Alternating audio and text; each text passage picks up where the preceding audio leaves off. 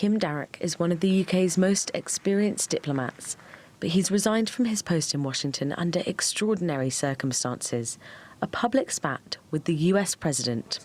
Prime Minister Theresa May stood behind her ambassador, but it wasn't enough to keep him in his job.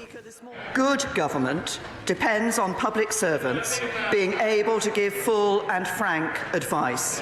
I want all our public servants to have the confidence to be able to do that.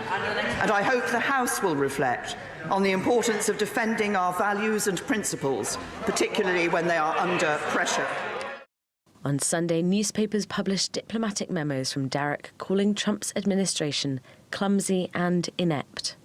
The 45th president lashed out, tweeting that the US would no longer deal with the ambassador.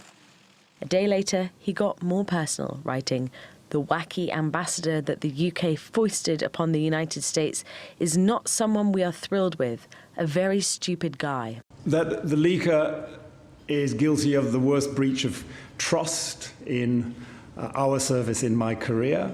The damage after 3 days is evident in the resignation of the most senior British diplomat. Police are investigating the leak, which might have much more far-reaching effects than the resignation of one man. I don't know what the motivations would be at this stage, but it's very important that we find out who actually carried out this particularly damaging act.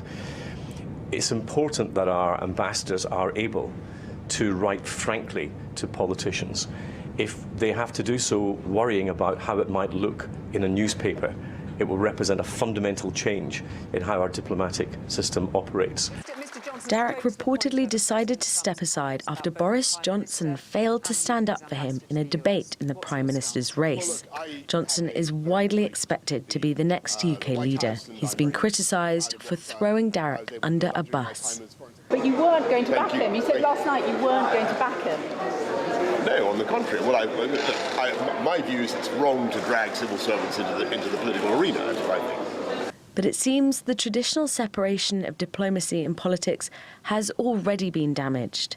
And that could have consequences that go far beyond what's known as the US and UK's special relationship.